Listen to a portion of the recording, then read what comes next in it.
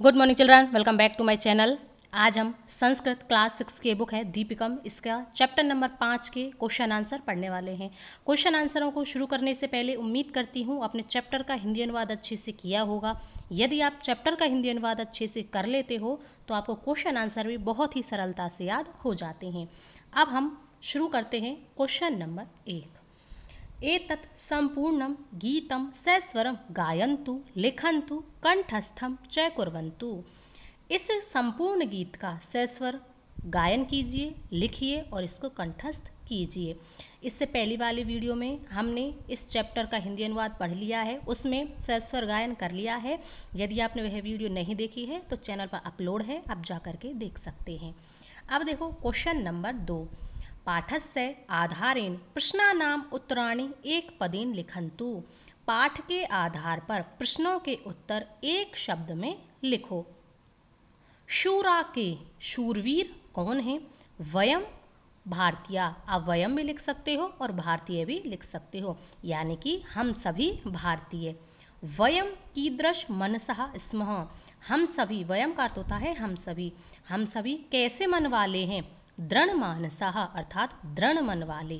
वयम कीदृश चिंतकः स्मः। हम सभी कैसे चिंतक हैं? शुभ चिंतकः अर्थात शुभ चिंतक, यानी कि सभी का भला चाहने वाले। वयम कुत्र अति निश्चलः स्मः। वयम हम सभी, कुत्र का अर्थ होता है कहाँ, हम सभी कहाँ पर दृढ़ निश्चय रहते हैं? विजय अर्थात विजय प्राप्त करने में। वयम विजयार्थिनः कुत्र यामः। हम सभी विजय प्राप्त करने की इच्छा से कहाँ जाते हैं? समरांगणम अर्थात युद्ध के मैदान में। अब देखो क्वेश्चन नंबर 3। उदाहरणम अनुसारम अधोलिखितानां पदानां वचन परिवर्तनम कुर्वन्तु। हमको यहाँ पर इन शब्दों के वचन परिवर्तन करते हैं। जैसे अगर कोई शब्द बहुवचन का है तो उसका एक वचन लिखना है, और यदि एक वचन दिया है तो हमको उसका बहुवचन लिखना है। अब हम देखते हैं। शूरा वयम, शूरा बहुवचन शब्द है और वयम भी बहुवचन शब्द है। अहम आवाम वयम, अहम एक वचन में, आवाम द्विवचन में और वयम बहुवचन में। ठीक है, तो शूरा का हो जाएगा शूरः, वयम का हो जाएगा एक वचन में अहम। उसी प्रकार से वीरा वयम, वीरा का एक वचन वीरः और वयम का अहम। बलशाली बलशालिनः। जयगामी, इसका हो जाएगा जयगामिनः।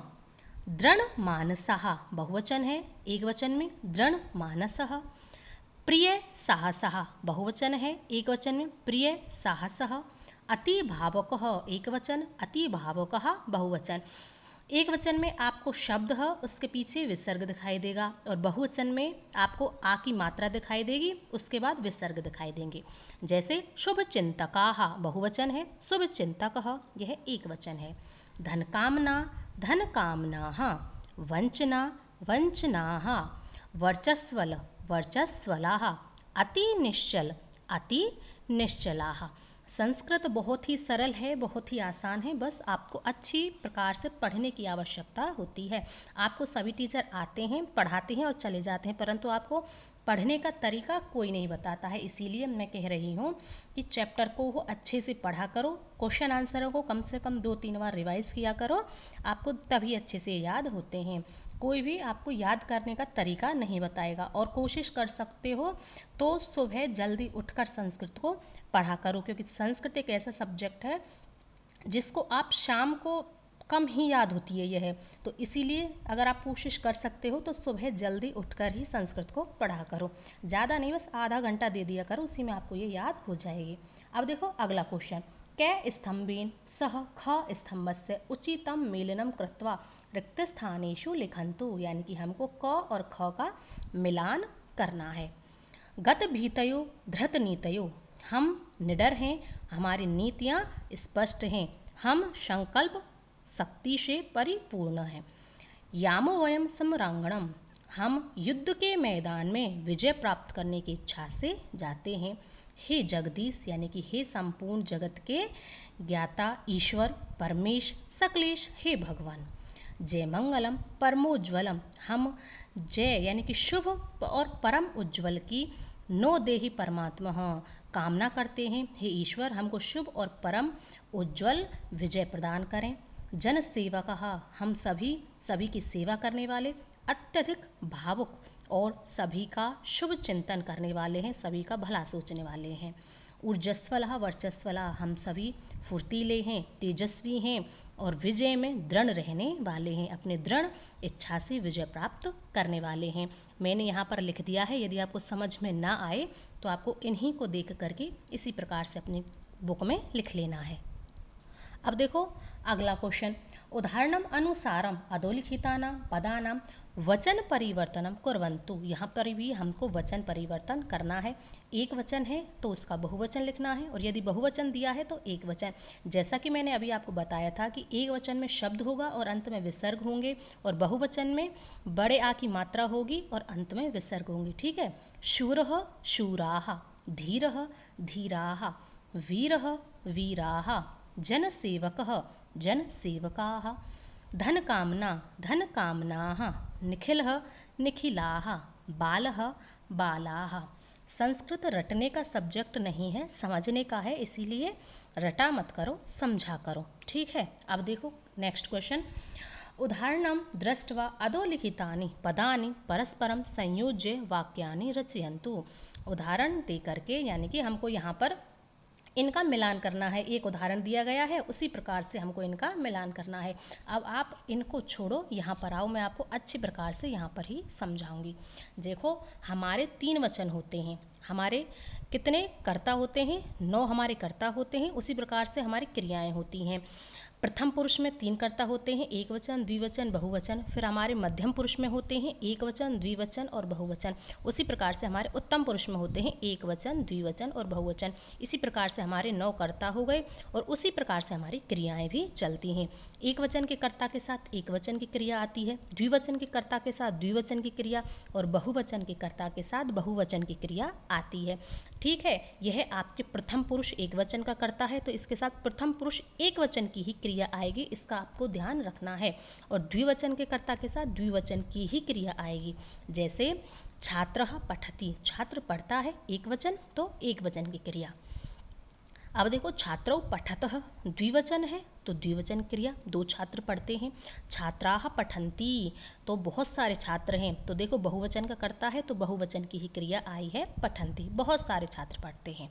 अब उसके बाद हम आते हैं यहाँ पर, सबसे पहले प्रथम पुरुष होता है, उसके बाद होता है मध्यम पुरुष। मध्यम पुरुष में त्वम पठसि, त्वम पठसि, तुम पढ़ते हो। त्वम के साथ हमेशा ही आपको सी दिखाई देगा, जैसे त्वम पठसि, त्वम लिखसि, त्वम चलसि। ठीक है, युवाम पठत, तुम 2 पढ़ते हो, तो युवाम के साथ हमेशा ही आपको पठत दिखाई देगा।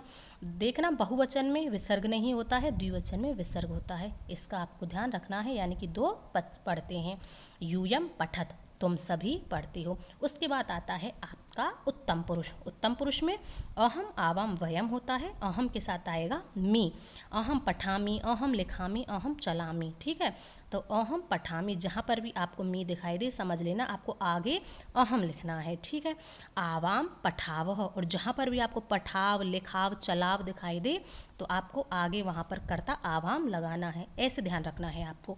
आवाम पठाव, हम 2 पढ़ते हैं। वयम पठामह, हम सभी पढ़ते हैं। उम्मीद करती हूँ आपको बहुत ही अच्छे से यह समझ में आ गया होगा। अब देखो नेक्स्ट क्वेश्चन आपका है, कोष्टकात् उचितं पदम स्वीकृत्य रिक्त स्थानेषु लिखन्तु। अब हमको रिक्त स्थानों में से शब्द लेकर के इसमें से शब्द लेकर के रिक्त स्थानों की पूर्ति करनी है। यथा, जैसे तद शब्द हमने इससे पहली वाली वीडियो में पढ़े हुए हैं। तद के शब्द स्त्रीलिंगम प्रथमा विभक्ति एक वचन का शब्द हमको लिखना है। सा, तो इसका सा ते ताह। ठीक है, अब देखो यहाँ पर सा एक वचन है तो हमने लिख दिया है। अस्मद के, अस्मद यानी कि मैं, इससे पहले वाली चैप्टर में हमने पढ़ा था अस्मद और युष्मद के शब्द। अस्मद यानी कि मैं, युष्मद यानी कि तुम। अस्मद के प्रथमा विभक्ति एक वचन शब्द होगा अहम। युष्मद प्रथमा विभक्ति द्विवचन शब्द होगा युवाम, हम अभी पढ़ के भी आए हैं। ठीक है, तद पुल्लिंगम प्रथमा विभक्ति और बहुवचन शब्द होगा ते। ठीक है, एतद की नपुंसकलिंग प्रथमा विभक्ति बहुवचन शब्द होगा एतानि। एतत् स्त्रीलिंगम प्रथमा विभक्ति एक वचन शब्द एषा। तद के स्त्रीलिंगम प्रथमा विभक्ति द्विवचन में होगा ते। ठीक है, उम्मीद करती हूँ आपको अच्छे से समझ आ रहा होगा। अगर वीडियो अच्छा लगे तो लाइक करते हुए ज़रूर जाना। अब देखो, यह है आपका लास्ट क्वेश्चन है। उदाहरणम अनुसृत्य उचितेन पदेन रिक्त स्थानम पूरयन्तु। हमको रिक्त स्थानों की पूर्ति करनी है। अब देखो, यहाँ पर है नृत्य, लिख, गच्छ, वद, पथ। ये क्या है? ये सभी आपकी धातुएं हैं। संस्कृत में इनको हम धातु कहते हैं और हिंदी में हम इनको क्रिया कह देते हैं। जैसे उठना, बैठना, खाना, पीना, पढ़ना, लिखना, ये सभी क्या हैं? हमारी क्रियाएं हैं और इन्हीं को हम संस्कृत में धातु कह देते हैं। अब देखो, नायिका नृत्यति, नायिका नाचती है, एक वचन कर्ता, एक वचन क्रिया। ठीक है, ध्यान देते हुए चलना, कहाँ पर एक वचन है, कहाँ पर द्विवचन है और कहाँ पर बहुवचन है। बालकः लिखति, बालक लिखता है, एक वचन। छात्रौ क्रीडतः, दो छात्र खेलते हैं, द्विवचन है। अहम गच्छामि, अहम के साथ देखो मी आया है तो मी के साथ क्या आएगा? अहम। गच्छामि यानी कि मैं जाता हूँ।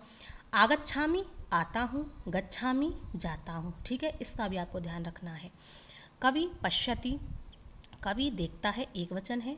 महिला वदंती, यदि यहाँ एक महिला होती तो हम लिखते महिला वदती। अब बहुवचन है तो आ जाएगा महिला वदंती। देवः आगच्छति, यही बताया था मैंने अभी कि गच्छामि आता हूँ, आगच्छामि आता हूँ और गच्छामि जाता हूँ। ठीक है, इसका आपको ध्यान रखना है। देवः आगच्छन्ति बहुवचन है। फलानि पतन्ति, यह भी आपका बहुवचन है। गृहिण्य उपविश्यन्ति, यह भी आपका बहुवचन है। यह थे आपके चैप्टर 5 के क्वेश्चन आंसर। मैंने आपको बहुत ही अच्छे से करा दिए हैं। यदि पढ़ाने का तरीका पसंद आए तो वीडियो को लाइक, शेयर, चैनल को सब्सक्राइब जरूर करें और अपने दोस्तों में ज़रूर शेयर करें ताकि इसका लाभ आपके दोस्तों को भी मिल सके। ठीक है, इस प्रकार की और भी वीडियो चैनल पर अपलोड हैं। यदि आपने नहीं देखी हैं तो आप जा कर के देख सकते हो। चैनल पर हाइप दे करके अवश्य दाएँ और अच्छे अच्छे कॉमेंट्स करें पढ़ाने का तरीका यदि आपको पसंद आता है तो। और एक दो बार वीडियो को ज़रूर देखें ताकि आपको अच्छे से ये याद हो जाए। रिवीजन आपका ज़रूरी होता है, चाहे कितना भी कठिन चैप्टर हो, कितना ही आसान हो। यदि आप रिवीजन नहीं करोगे तो आपको हर चैप्टर ही कठिन लगेगा, हर टॉपिक ही कठिन लगेगा। इसी प्रकार से चैनल को प्यार देते रहें। वीडियो अच्छा लगे तो लाइक, शेयर, चैनल को सब्सक्राइब अवश्य करें। धन्यवाद।